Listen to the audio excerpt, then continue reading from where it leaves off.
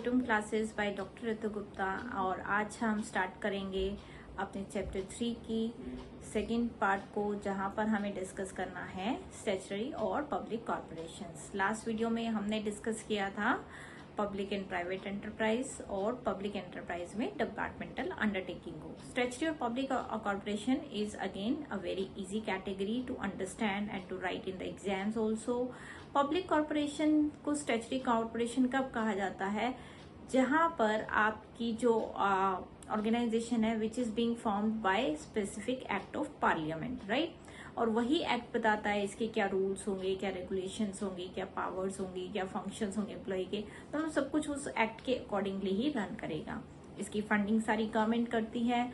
एक public corporation की एक सेपरेट लीगल एंटिटी है। वाई? क्योंकि उसे एक पार्लियामेंट एक्ट के थ्रू रजिस्टर किया जा रहा है, यानी कि एक incorporated form of business organisation है, right.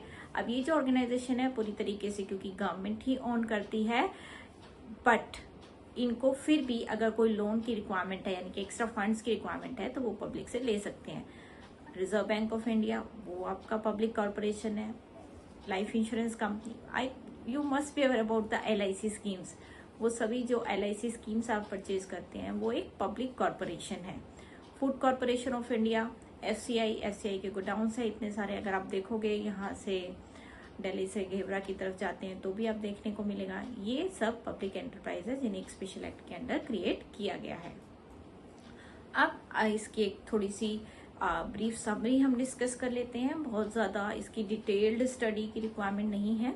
I will tell you quickly in a very simple language, क्योंकि स्पेसिफिकली फीचर्स और उन सब में वही होगा। फॉर्मेशन कैसी है, ऑटोनॉमी है, प्रॉफिट मोटिव है या सोशल मोटिव है, तो थोड़ा थोड़ा सा डिफरेंस है सबके अंदर।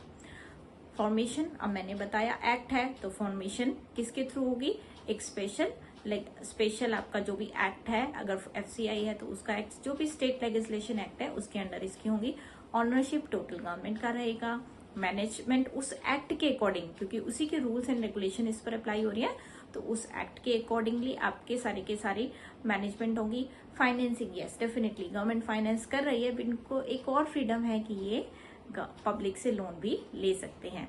अपॉइंटमेंट्स इनकी उस एक्ट के अकॉर्डिंगली जो भी आपके रूल्स एंड रेगुलेशंस, क्योंकि आपने एक्ट से अपना रजिस्टर करा लिया तो आपको अपॉइंटमेंट्स के लिए थोड़ी यहाँ पर फ्रीडम है कि आपको मिनिस्ट्री पर ही डिपेंडेंट नहीं रहना है। आप अपॉइंटमेंट्स जैसी आपकी रिक्वायरमेंट्स हैं वैसे आप कर सकते हैं। सेपरेट लीगल एंटिटी बन गई क्योंकि रजिस्ट्रेशन हो गया, और एडमिनिस्ट्रेटिव ऑटोनॉमी भी मिल गई क्योंकि as per the act register होने के बाद आप सेपरेट लीगल एंटिटी है और अपने रूल्स एंड रेगुलेशंस को डिफाइन कर सकते हो। इन्हीं फीचर्स से मेरिट निकल कर आ जाएंगे। अभी मैंने कहा एडमिनिस्ट्रेटिव ऑटोनॉमी, उसको दोबारा से रिफ्रेश कर दिया गया ऑटोनॉमी इन ऑपरेशंस, यानी कि आप जो काम कर रहे हैं उसके लिए आपको पुराना कोई रेड टेपिज्म या पुराना प्रोसीजर जैसे डिपार्टमेंटल अंडरटेकिंग में करना पड़ता है आपको नहीं करना होगा, क्योंकि आप कोई आपके पास ऑटोनॉमी है तो आप डिसीजंस जल्दी ले पाएंगे बजाय कि एक स्लो प्रोसेस को फॉलो करने के लिए। और डिसीजंस के जल्दी होने से आपकी मैनेजमेंट जो है एफिशिएंट होगी और आप जल्दी डिसीजन लेकर अगर कोई प्रॉफिट अपॉर्चुनिटी है तो आप उसे यूज कर पाएंगे। मोटिव फिर भी क्या रहेगा? Social service. किसी भी पब्लिक एंटरप्राइज का मोटिव प्रॉफिट अर्न करना, फर्स्ट मोटिव प्रॉफिट अर्न करना नहीं होता। डेफिनेटली प्रॉफिट रहेगा बट रीजनेबल।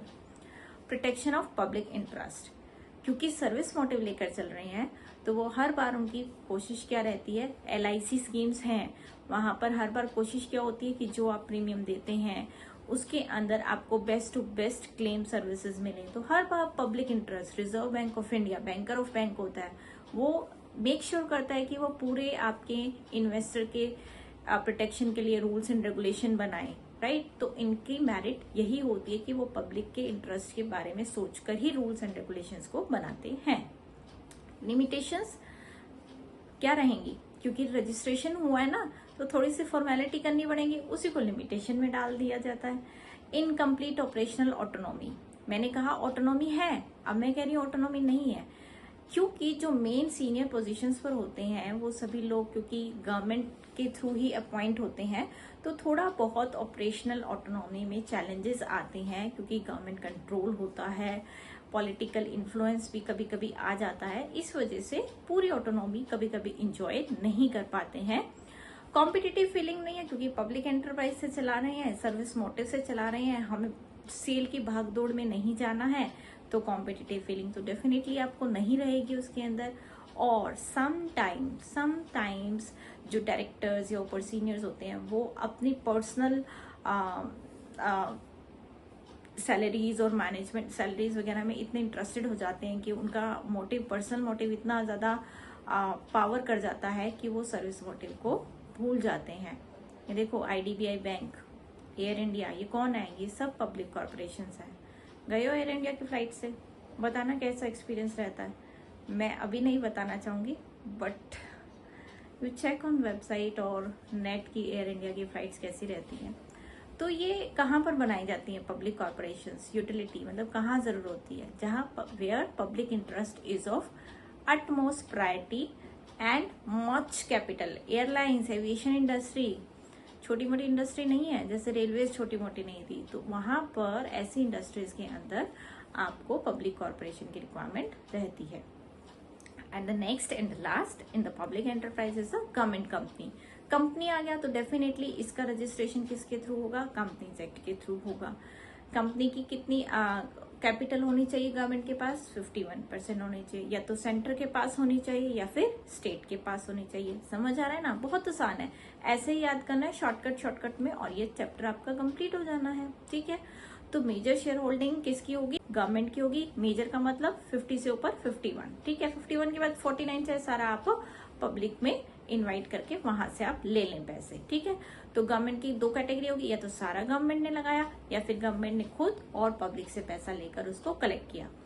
भेल है, हिंदुस्तान एरोनॉटिक्स है, कोल इंडिया लिमिटेड है, ये कुछ एग्जांपल्स हैं आपके पब्लिक एंटरप्राइजेस के।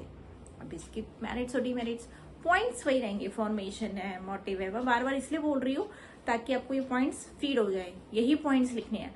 आपको मीनिंग पता होगा तो आप लिख दोगे, हाँ फॉर्मेशन इस एक्ट के थ्रू होती है, ऑटोनॉमी होती है, नहीं होती है। बस एक बार आपको स्ट्रेटेजी समझ में आने चाहिए। बिजनेस स्टडीज में मार्क्स लेना बिल्कुल भी मुश्किल नहीं है। आ गया ना पहला point, formation Indian companies Act के अकॉर्डिंग होती है। ऑनरशिप, मेजर ओनरशिप और मैनेजमेंट कौन देख रहा है? गवर्नमेंट देख रहा है। फाइनेंसिंग पब्लिक से भी ले सकते हैं और गवर्नमेंट भी करती है। अपॉइंटमेंट्स, क्योंकि कंपनी एक्ट के अकॉर्डिंग हमने लास्ट चैप्टर में भी किया था, कंपनी एक्ट से रजिस्टर हो गए तो आप अपनी अपॉइंटमेंट्स के लिए से एडवर्टीजमेंट निकालकर आप अपने बोर्ड ऑफ डायरेक्टर्स वगैरह को अपॉइंट कीजिए, उनके अंदर मैनेजर्स को अपॉइंट कीजिए, फिर सुपरवाइजर्स को कीजिए, जैसे भी आपको रिक्वायरमेंट है उसके अकॉर्डिंग कीजिए। सेपरेट लीगल एंटिटी अब आप बताओगे बनेगी या नहीं बनेगी? बनेगी, राइट। एडमिनिस्ट्रेटिव ऑटोनॉमी डेफिनेटली, क्योंकि आप रजिस्टर हो चुके हैं तो आपको गवर्नमेंट की सारे रूल्स एंड जो गवर्नमेंट का प्रोसीजर, डिपार्टमेंटल अंडरटेकिंग को फॉलो करना पड़ता है, उसकी यहाँ पर इतनी रिक्वायरमेंट नहीं होती। इजी फॉर्मेशन, कंपनीज एक्ट का अपना सेट प्रोसीजर है, कैसे सेट होती है वो मैंने पूरा आपको डिस्क्रिप्शन में लिंक डाला है पब्लिक कंपनी का, वहां पर हमने डिस्कस किया हुआ है पूरा फॉर्मेट, जो 4 स्टेप का प्रोसेस होता है स्टेजेस ऑफ फॉर्मेशन का, आप वो पढ़ सकते हैं। ऑटोनॉमी इन ऑपरेशंस डेफिनेटली, क्योंकि मैं एक्ट के थ्रू रजिस्टर हो चुकी हूँ एज अ पब्लिक कंपनी, तो जो मैंने अपने आर्टिकल और मेमोरेंडम ऑफ एसोसिएशन में रूल्स लिखे हैं उसके अकॉर्डिंगली हम काम कर सकते हैं। फ्लेक्सिबिलिटी ऑफ डिसीजंस है, क्विक डिसीजंस हम ले सकते हैं। Everything which I have mentioned in my article of association and memorandum of association, that is now my guiding force. I don't have to avoid कि गवर्नमेंट का पहले approval आएगा तब मैं ये काम कर पाऊंगी, राइट। फाइनेंसिंग इजी है, गवर्नमेंट से मिल गया, ठीक है, नहीं मिला कुछ कम है, I can invite public also. Private participation क्यों? क्योंकि मैं पब्लिक को इनवाइट कर रही हूँ, तो they can also invest in my company if I am working on a very good note, मेरे प्रॉफिट्स अच्छे हैं तो वो इंटरेस्टेड भी होंगे, क्योंकि गवर्नमेंट कंपनी में इन्वेस्ट कर रहे हैं, उनका पैसा सेफ है, वो पैसा डूबेगा नहीं, तो बहुत जल्दी फंड्स मिल जाते हैं। लिमिटेशंस क्या होंगी? अरे ये तो हमें वही वाला पॉइंट आ गया, बिल्कुल सेम, इनकम्प्लीट ऑपरेशनल ऑटोनॉमी, अभी हमने किया था, किसमें? वही सेम पॉइंट है, क्योंकि इसके जो बोर्ड ऑफ डायरेक्टर्स होते हैं वो कुछ गवर्नमेंट के जो मेजर हमारी रूलिंग पार्टी होती है, तो गवर्नमेंट अपने मेजर अपने कुछ मेन जो कैंडिडेट्स होते हैं उन्हें as a board of director appoint करते हैं, तो उसकी वजह से वो अपने अकॉर्डिंगली या गवर्नमेंट की जो पॉलिसीज होती हैं उन्हें गवर्नमेंट को फॉलो करवाने के लिए फोर्स करते हैं सम टाइम, तो पूरी ऑटोनॉमी नहीं मिल पाती। और अगर आपकी रूलिंग पार्टी बार बार चेंज हो रही है तो वो बोर्ड ऑफ डायरेक्टर्स चेंज होते रहते हैं और हर डायरेक्टर नए डायरेक्टर के अकॉर्डिंगली कंपनी की पॉलिसीज भी चेंज होती रहती है। प्रोफेशनल एफिशिएंसी नहीं आ पाती क्योंकि गवर्नमेंट अपने जो बोर्ड ऑफ डायरेक्टर्स अपॉइंट करती हैं वो इतने एक्सपर्ट नहीं होते मैनेजीरियल एक्टिविटीज में। They are good at politics but they are not good at managerial efficiency. तो वहां पर आपको कुछ प्रॉब्लम्स या कुछ लिमिटेशंस या फिर कुछ नुकसान उसकी वजह से बेयर करना पड़ सकता है। पब्लिक अकाउंटेबिलिटी होती है क्योंकि आपने पब्लिक से भी पैसा इनवाइट किया, मैंने अभी बताया फाइनेंसिंग में, तो आपको उनको रिटर्न्स में देना है कुछ ना कुछ, और आपकी पूरी स्टेटमेंट बनेगी, आपको पार्लियामेंट में डिस्कस किया जाएगा, और अगर कहीं पे भी जरा सा भी मिसयूज होता है तो उसके लिए आप अकाउंटेबल होंगे। तो पब्लिक कंपनी कहाँ बने? अब आप देखो, नेशनल फर्टिलाइजर लिमिटेड किसके लिए जरूरी है, कहाँ यूटिलाइज है? एग्रीकल्चर सेक्टर में, है ना, जहां पर ऐसी economic activity are to be encouraged, specifically where economic activity are to be encourage. Fertiliser limited जो कि बेसिकली एक एग्रीकल्चर इंडस्ट्री की बेस है, अगर अच्छा फर्टिलाइजर होगा तो आपकी प्रोडक्शन बहुत अच्छी होगी एग्रीकल्चर में। फिर यहाँ पर क्या आपके पास State Trading Corporation of India Limited, ऐसी एक्टिविटीज जहां पर इकोनॉमिक एक्टिविटी क्या होती है याद करके बताना मुझे कमेंट बॉक्स में, मैंने फर्स्ट चैप्टर में आपको बताया था। इकोनॉमिक एक्टिविटीज को एनकरेज करना है in the new areas which are actually become the base for the new India, for the विकसित India. There we need some government companies, right? So this is an overall picture of all three phases: departmental, public and government companies. इसका screenshot ले लो, अगर सिर्फ इसको भी पढ़ लिया तो भी आपका पूरा का पूरा ये चैप्टर कंप्लीट हो जाता है। डिपार्टमेंटल अंडरटेकिंग की फॉर्मेशन, देखो पॉइंट सारे वही मिलने वाले, यही इसके फीचर्स में, यही मेरिट्स में, थोड़े से डीमेरिट्स में। आप एक बार स्ट्रेटेजी समझ जाओगे ना, मेरे साथ बने रहो, सारी स्ट्रेटेजी समझा दूंगी, बिल्कुल आसान हो जाएगा बिजनेस स्टडीज के पेपर में पॉइंट्स के साथ अपना क्वेश्चन अटेम्प्ट करना। फॉर्मेशन होगा by the formation of the government department, ministry बनाती है, ये special act pass by parliament है, और इसका होता है बाय द कंपनीज एक्ट। यहाँ पर कंप्लीट ऑनरशिप आपकी गवर्नमेंट का होता है, यहाँ compulsory and complete ownership government का है। यहाँ कितना है 51, बाकी सारा हम पब्लिक को दे सकते हैं। Financing through government capital, ban on taking loan from public, आप पब्लिक से लोन नहीं ले सकते। Through government capital but no loan on taking, but no ban on taking loan, कोई बैन नहीं है, लो जी पब्लिक से पैसा आप ले सकते हो। यहाँ पर both government and a public loan can be taken. Appointments, ये अपॉइंटमेंट सारी की सारी गवर्नमेंट एम्प्लॉयज की तरह होती है, थ्रू यूपीएससी या एसएसबी के थ्रू। यहाँ पर अपॉइंटमेंट अपने रूल से हो सकती है, सभी एम्प्लॉयज गवर्नमेंट एम्प्लॉय नहीं होते, कुछ कॉन्ट्रेक्चुअल हायर भी किए जाते हैं। Appointments through on roll, all the employees are not government employees, ये दोनों में सेम सेम रहेगा। क्योंकि रजिस्टर नहीं हुआ तो इसकी सेपरेट लीगल एंटिटी नहीं है, क्योंकि ये दोनों रजिस्टर हुए तो इनकी सेपरेट लीगल एंटिटी है। एडमिनिस्ट्रेटिव ऑटोनॉमी, ये पूरा मिनिस्ट्री के अंडर है तो नो ऑटोनॉमी।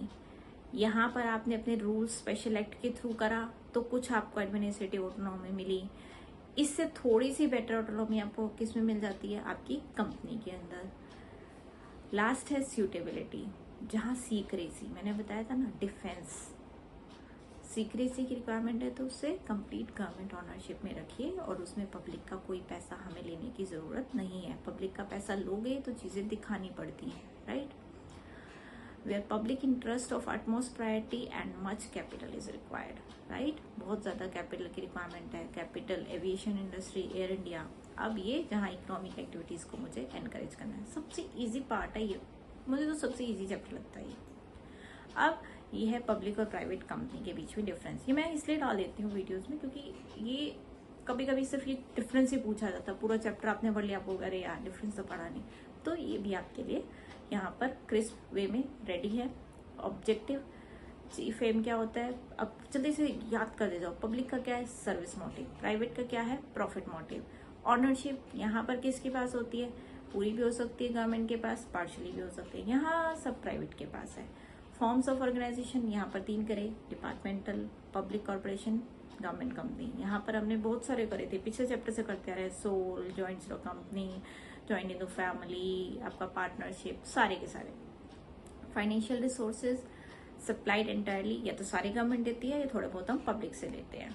ये आपके प्राइवेट इन्वेस्टर ही देंगे क्योंकि प्राइवेट है। Evidence of success, private company में एविडेंस ऑफ सक्सेस होता है प्रॉफिट, पब्लिक कंपनी में एविडेंस ऑफ सक्सेस क्या होता है? इंक्रीजिंग प्रोडक्शन, डिक्रीजिंग कॉस्ट, क्योंकि आप लार्ज को कैटर कर रहे होते हैं, लार्ज कैटर ऑफ कंज्यूमर्स को at a reasonable cost. Personal risk है ही नहीं क्योंकि हमारा पर्सनल पैसा ही नहीं लगा। यहाँ पर कंप्लीट ओनर्स किसका है? जिस ओनर ने टाटा ग्रुप ऑफ इंडस्ट्री का सारा ओनर्स किसका है? रतन टाटा का। ऑटोनॉमी बहुत कम, गवर्नमेंट वाले में कम ही मिलती है, थोड़ा सा डिपार्टमेंटल में बिल्कुल कम, जैसे अभी हमने डिस्कस किया। यहाँ पर आपके पास ऑटोनॉमी है क्योंकि आप अपना पर्सनल एक बिजनेस रन कर रहे हैं। एरिया ऑफ ऑपरेशन क्या होगा? जो पब्लिक इंपॉर्टेंस का है। ये ऐसी फील्ड होंगी जहां पर आप ज्यादा से ज्यादा प्रॉफिट कमा सकते हो, प्राइवेट सेक्टर वहीं जाता है। पब्लिक इंटरवेंशन मोर पॉलिटिकल, पब्लिक नहीं, पॉलिटिकल इंटरवेंशन इसमें सबसे ज्यादा होगा, इसमें सबसे कम होगा। मैनेजमेंट ये गवर्नमेंट के थ्रू होती है या गवर्नमेंट द्वारा नॉमिनेटेड डायरेक्टर्स के थ्रू होती है। यहाँ मैनेजमेंट ओनर्स खुद करते हैं या फिर बोर्ड ऑफ डायरेक्टर्स को नॉमिनेट करते हैं, उनके अंदर मैनेजर्स को रखते हैं जो अपनी फील्ड में एक्सपर्ट होते हैं, राइट। तो ये हो गया आपका क्लियर पब्लिक एंड प्राइवेट के बीच में डिफरेंस। अब नेक्स्ट वीडियो में हम इसके बाद डिस्कस करेंगे ग्लोबल एंटरप्राइजेस, ज्वाइंट सेक्टर और public private partnership. So stay tuned with कुटुंब क्लासेस बाय डॉक्टर ऋतु गुप्ता। मिलते हैं नेक्स्ट वीडियो में।